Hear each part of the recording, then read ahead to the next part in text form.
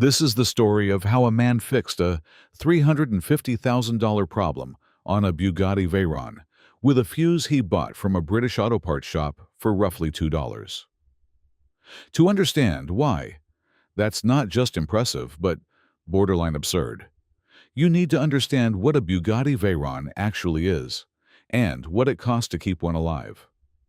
The Bugatti Veyron EB 16.4 stands as one of the most complex production cars ever built. Named after Pierre Veyron, the racing driver who won the 1939 24 Hours of Le Mans behind the wheel of a Bugatti. The car was the brainchild of Ferdinand Piëch, the former Volkswagen Group CEO, who famously sketched a massive engine concept on the back of an envelope while riding a bullet train in Japan. He envisioned something unprecedented, an 18-cylinder engine made from 3 VR6 blocks strung together. That idea eventually evolved into the 8-liter W16 that sits in the middle of every Veyron ever made. 4 turbochargers, 64 valves, over 3,500 hand-assembled parts, 10 dedicated radiators just to manage the heat, 1,001 brake horsepower, 1,250 Newton-meters of torque, 0 to 60 in 2.5 seconds. Top speed reaches 253 miles per hour. Only 450 were ever built between 2005 and 2015. 300 coupes, 150 roadsters.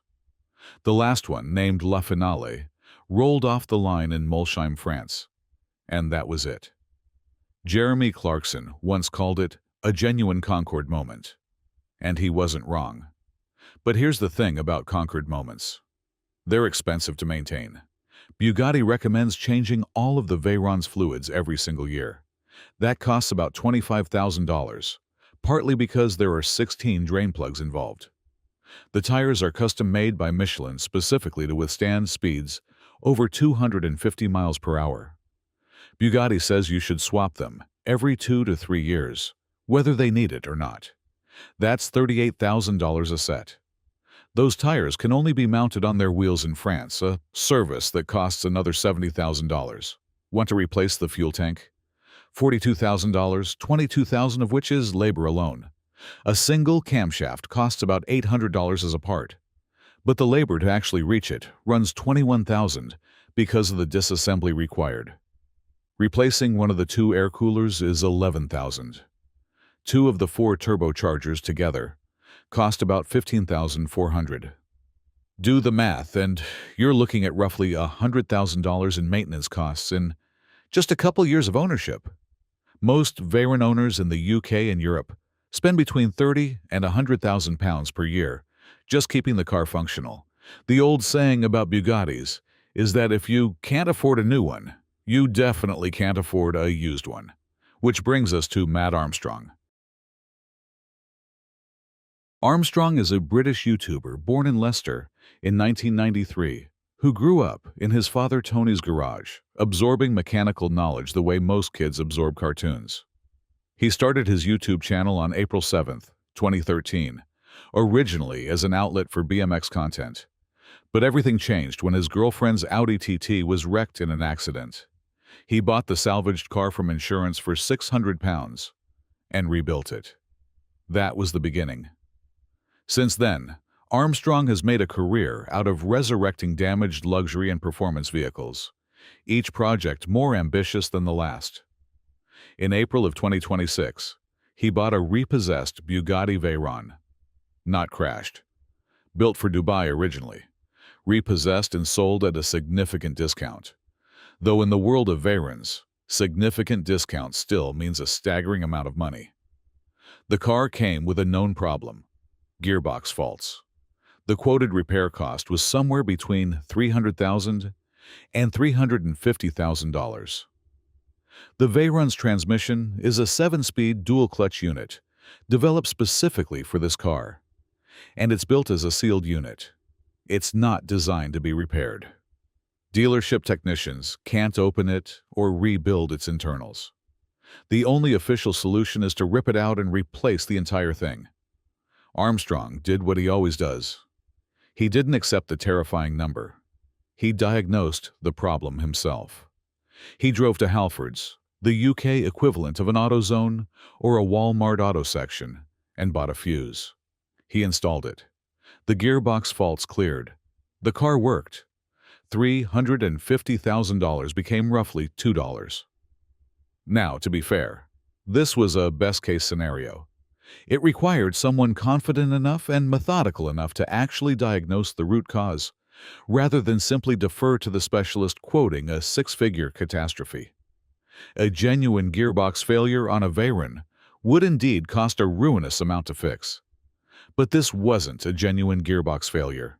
It was a blown fuse triggering fault codes that mimicked one, and no one had bothered to check before quoting the nuclear option. There's something deeply satisfying about this, and also something deeply unsettling.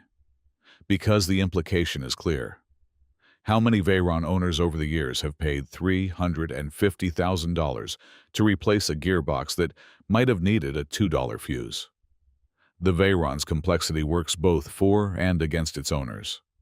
The engineering is extraordinary, but that same complexity creates a knowledge barrier that dealerships and specialists can exploit, whether intentionally or not. Armstrong's relationship with Bugatti is complicated, to say the least. When he called Bugatti for parts support, they told him they wouldn't supply components to someone outside their authorized network.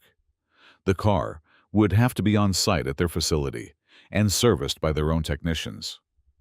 This isn't unique to the Veyron. Armstrong experienced the same resistance with his other project, a Bugatti Chiron Sport, one of just 60 ever made, which he's been rebuilding from a wreck. Bugatti initially quoted $1.7 million for a factory repair on that car, then offered a reduced price of $600,000, which Armstrong declined. They then blacklisted the VIN, refusing to sell parts or support any independent rebuild. Bugatti Rimac CEO Mate Rimac eventually weighed in publicly, arguing that independent repairs on cars this complex pose genuine safety risks. And he has a point. These are vehicles engineered to travel at speeds where a component failure isn't an inconvenience. It's potentially fatal. But Rimac also eventually softened his position, saying he would support Armstrong's project, and Bugatti lifted the parts blacklist. The tension here is real and worth sitting with. On one hand, a manufacturer has a legitimate interest in ensuring its cars are maintained to the highest safety standards. On the other hand, telling an owner they can't fix their own property and then quoting them 7 figures to do it for them feels like something else entirely. Armstrong now owns 2 Bugattis simultaneously. The Veyron that cost him a fuse, and the Chiron Sport that has involved splitting the car in half, sourcing parts Bugatti refused to supply, and TIG welding a component specifically engineered to break in a crash. The man even has a Bugatti logo tattooed on his leg. As for the Veyron, he drove it. The car that was supposed to need $350,000 in repairs rolled down the road on the strength of a component you could buy with pocket change. Pierre-Henri Raffanel, Bugatti's official test driver, once described the W16 experience as a limitless feeling of power and performance, of infinite performance. Armstrong got that feeling for the price of a fuse. And somewhere out there, a Bugatti service advisor is having a very bad day.